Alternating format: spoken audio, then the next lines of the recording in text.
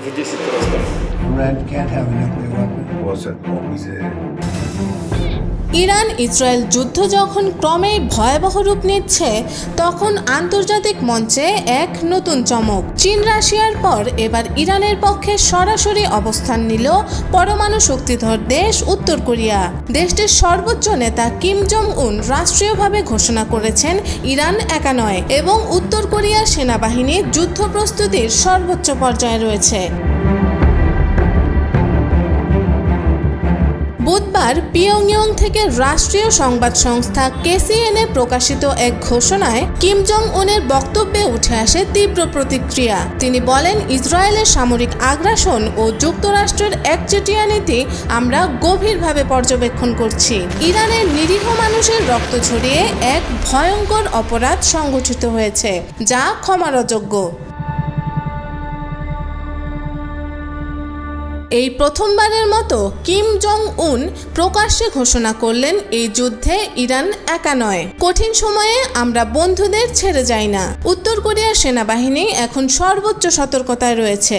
যুদ্ধ পরিস্থিতিতে প্রয়োজনে আমরা আমাদের দায়িত্ব পালনে পিছপা হব না। এ বক্তব্যে স্পষ্ট ইঙ্গিত মেলে যে কোনো সময় উত্তর কোরিয়া কৌশলগতভাবে ইরানের পাশে থাকতে প্রস্তুত। বিশ্লেষকরা বলছেন, কিমের এই ঘোষণাটি কেবল একটি প্রতিক্রিয়া নয়, বরং একটি কৌশলগত বার্তা, যা মধ্যপ্রাচ্য ও পূর্ব এশিয়ার ভূ রাজনীতিতে নতুন অক্ষশক্তির জন্ম দিতে পারে। চীন, রাশিয়া, ইরান এবং উত্তর কোরিয়ার মধ্যকার এই চার মেরুর সমন্বয় এখন বিশ্ব ব্যবস্থাকে এক ভিন্ন মেরুর দিকে ঠেলে দিচ্ছে। পিয়ংইয়ং থেকে প্রকাশিত বিবৃতিতে যুক্তরাষ্ট্রের প্রতি সরাসরি সমালোচনা এসেছে। কিম বলেন, ওয়াশিংটন কূটনীতির দরজা বন্ধ করে দিয়েছে। তারা এখন শুধু আগ্রাসনের ভাষা বোঝে। গোটা বিশ্বের নিরাপত্তা আজ প্রশ্নের মুখে। উত্তর কোরিয়ার পক্ষ থেকে জানানো হয়েছে, তাদের দূরপাল্লার ক্ষেপণাস্ত্র ইউনিট, বিমান প্রতিরক্ষা ব্যবস্থা ও সমুদ্রপথে মোতায়েনকৃত সাবমেরিনগুলো সর্বোচ্চ প্রস্তুত অবস্থায় রাখা হয়েছে। দেশটির প্রতিরক্ষা মন্ত্রণালয় বলেছে, আমাদের স্ট্র্যাটেজিক কমান্ড এখন টেকনিক্যালি যুদ্ধ প্রস্তুত। সাম্রাজ্যবাদী শক্তির কোনো অগ্রগতি আমরা সহ্য করব না। এই ঘোষণার কয়েক ঘন্টার মধ্যে ওয়াশিংটন থেকে হোয়াইট হাউসের প্রতিক্রিয়া আসে। প্রেসিডেন্ট ট্রাম্পের ঘনিষ্ঠ এক মুখপাত্র জানান, কিমের ভাষা উস্কানিমূলক এবং দায়িত্বহীন।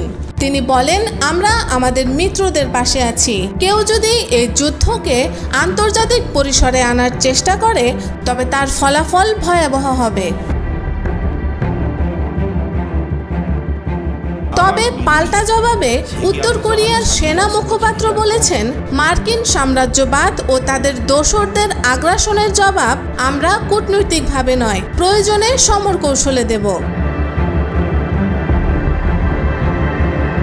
এই উত্তপ্ত প্রতিক্রিয়াগুলোর মাঝে ইরান কিম জং উনের অবস্থানকে স্বাগত জানিয়েছে। তেহরান থেকে প্রকাশিত এক প্রতিক্রিয়ায় বলা হয়, বিশ্ব আজ দেখছে ন্যায়ের পথে দাঁড়ানোর মতো সাহসী নেতারা এখনো আছেন।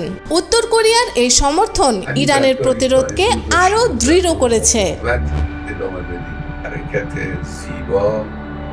বিশ্ব রাজনীতিতে এই সমর্থনের তাৎপর্য গভীর, কেননা উত্তর কোরিয়া কেবল পরমাণু অস্ত্রধারী রাষ্ট্রই নয়, এটি দীর্ঘদিন ধরে পশ্চিমা জোটের বিপরীতে একটি বিপরীত জোট হিসেবে বিবেচিত হয়ে আসছে।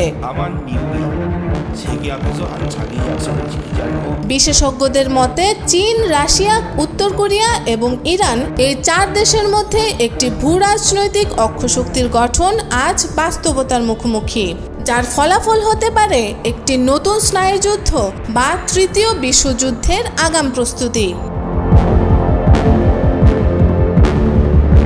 এই মুহূর্তে মধ্যপ্রাচ্যের যুদ্ধ পরিস্থিতি যেখানে প্রতিদিনই ভয়াবহতার নতুন মাত্রা ছুঁয়ে যাচ্ছে, সেখানে কিমের এই ঘোষণা একটি বহুপার্শ্বিক সংঘাতের দরজা খুলে দিতে পারে। আর প্রশ্নটা এখন কেবল ইরানের নয়, বিশ্ব ব্যবস্থার সামগ্রিক স্থিতিশীলতার।